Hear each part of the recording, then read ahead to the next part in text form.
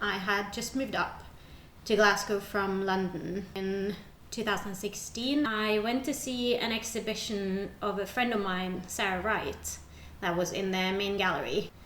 But that was kind of the first time I came in and saw an exhibition. I don't look at myself as a printmaker, but I do some print. So I've studied a lot of printmaking during my education. I studied in Italy, in Milan. It was kind of quite traditional school.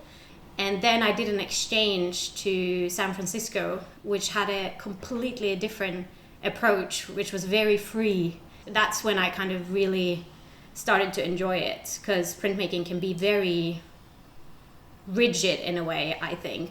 Having to produce the same result in an edition over and over again and trying to get it perfect. It's something I find quite frustrating.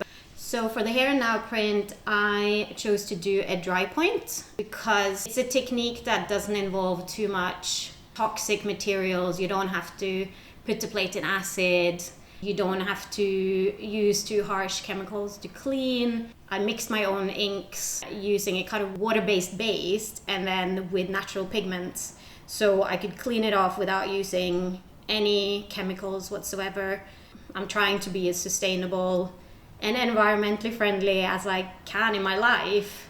And I kind of want to continue that into my art practice. Dry point is just the most simple way of making a print. Literally just scratching into a plate and then putting ink on that and printing. My new print for the Here and Now project is called Peridium. That is a protective layer that encloses a mass of spores in a fungi.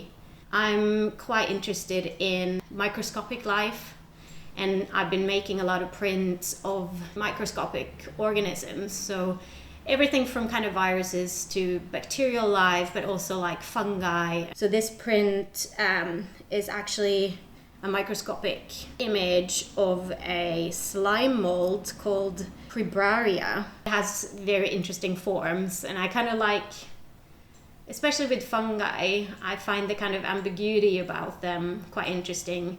How they kind of survive of decaying matter. I have several plates to create this print that then needs to be printed several times in layers. And the plates have been kind of reacting with the pigments that I have in my inks.